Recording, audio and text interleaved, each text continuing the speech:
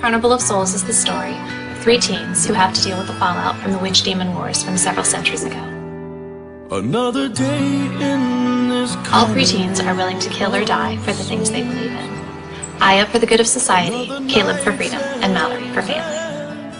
Carnival of Souls is a book about how far are you willing to go to get this thing that you're fighting for.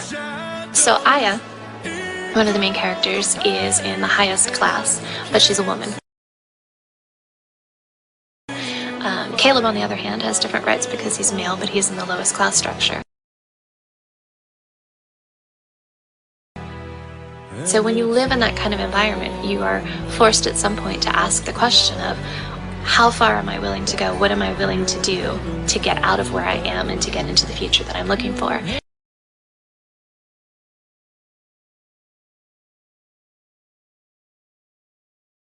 And, in some cases, in Caleb's case, that means he's willing to kill. He's willing to kill for the chance at a better future.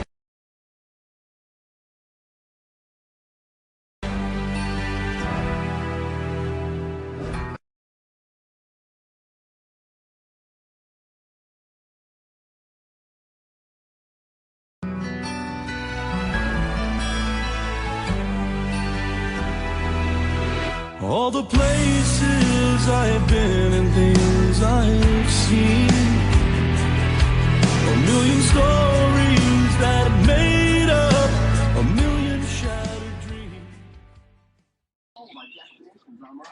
I mean, I don't even know where to begin with this. How cornball. It starts out, this is about the demon witch wars. I mean, come the fuck on. And you have to be willing to kill. Did you notice that the woman is of a higher position than the man? Because the woman is another species. The man is lower than the woman. And what's going on here is that there's been a DNA merging between two creatures, and this is partially why. Remember the thing I keep telling you about with the dolphins and the murder?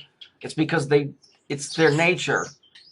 And I'm pretty sure I know in the Bible at least one instance where this was supposed to have been forced and it didn't go through.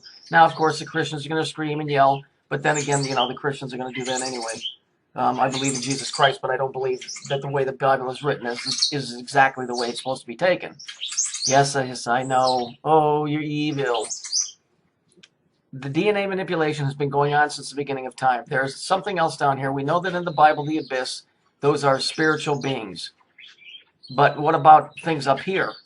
Okay, what about other races that are living here as well? I'm going to show you where there was, at least in my opinion, a forced DNA transfer via sexual act, which I'm pretty sure is where this whole red-headed thing comes from. And this whole world domination bullshit. So follow me on this. I know most of you don't read the Bible, so you're going to be lost, but I'll do my best. Okay, this here has to do with a guy named Odin. Okay, supposedly God, who is not the creator, tells him it's a God, but it's not the God. It's not the creator. Tells him, okay, your brother died. You got to take your brother's wife and have a kid with her to continue the lineage. But I would imagine the lineage would have already been gone because she had kids from the brother. Makes no sense. Anyhow, so he's supposed to bang her. Okay, this has been like ordained by God. I didn't know that he was that involved, but I guess he is a personable God. Anyway, so this brother says, okay, I'll bang my brother's wife, since that's all legal and all of that stuff. Okay, now this is all about DNA, by the way. It has nothing to do with the way that people take this. The word seed that they use in the Bible represents semen, which represents DNA. Okay, this is nothing new. Okay, the fallen ones have known about DNA from the beginning. See, it's the key to life, and they don't got it. And they keep trying to break the code, but because they couldn't break it, they're like, well, okay, maybe if we can get in him, and then he gets in his old lady, then we can get the DNA transfer like we want. Let's take a further look into the story. So, to recap, right now, there's a guy whose brother died, and by Hebrew law, he's supposed to take his brother's wife, and he can bang her so that they can have another kid. Christians will say, "Oh, that was to ensure that Jesus would be born." Really? Really? Well, then that kind of destroys the idea that Jesus was of immaculate conception. because Joseph didn't bone his old lady, by the way, in case you didn't know. That was done on a highly spiritual level. So that part of that story is bullshit. Who cares about the lineage? The lineage had nothing to do with that. Period. Let's move on.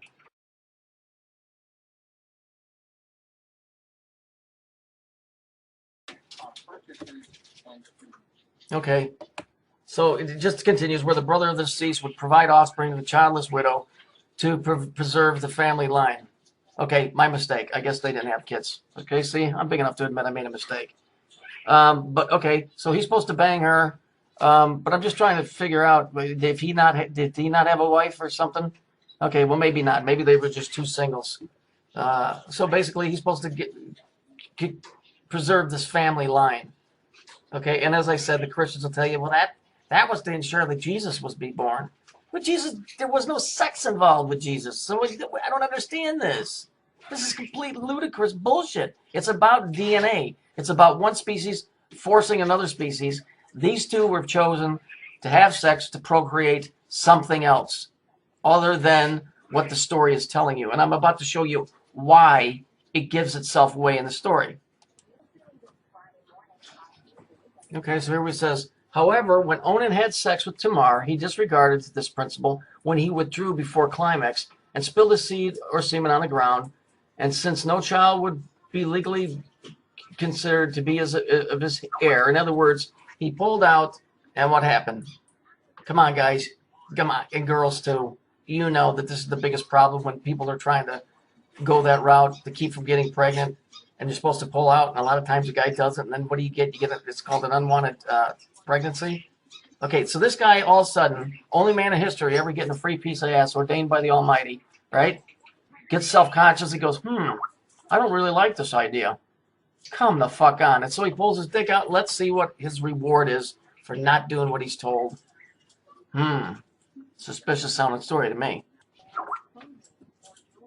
Okay, so here we see he disregarded the principle of the Levirate Union, which the Levites are the tribe of Israel that set all the laws, and they were absolute.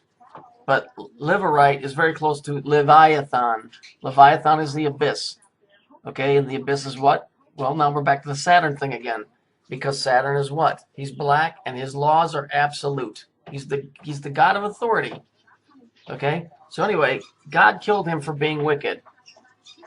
How is that being wicked? Again, the Christians will tell you that this guy was supposed to impregnate this woman so that the bloodline of Jesus Christ would come into fruition. Okay, even if it was supposed to stop the birth of Christ, it doesn't make any difference because Jesus was not created from the semen of a man. It's called the Immaculate Conception. Maybe some of you have heard about it. It had nothing to do with a man. So either way, no matter which way you work the story, it doesn't work. It didn't make any difference because Joseph never fucked his old lady. Okay? Joseph and Mary didn't have sex on that particular occasion to create Jesus Christ. Okay? So here we have one species trying to impregnate another species to get into the DNA code. And the guy got self-conscious. He said, this is wrong. This is just wrong. I'm not doing it. And so he rebelled and said, screw it. Funny, right? He said, screw it. And which is what he didn't do. And he was killed. Okay, so we see here, here's the Leviathan, which is the abyss, Levites, which are the lawgivers up on top. The festival of nature worship. Sounds like Go Green. Analogs to which we meet with afterwards among the Midiantics. For the offense of one man, they destroyed and plundered a whole city. Who else did a lot of plundering? The Vikings. Remember Eric the Redbeard? Yeah. And what color hair did he have? He had red. Because you've got the Hebrews that have the Phoenician gene in them.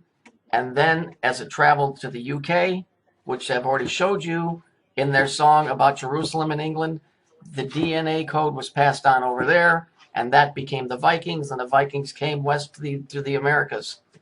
Okay? And so that's why all of these governments are connected. Israel, Britain, United States. Okay? That's what's going on. I got more stuff for you, but just so you understand, the Leviathan represents the serpent that lives in the sea, but it's the sea monster. It's the abyss. The connection to the top is through Israel, from Israel to the UK, and this is spread out throughout the whole world. It isn't just that. I'm just giving you why the red hair is so important in this instance.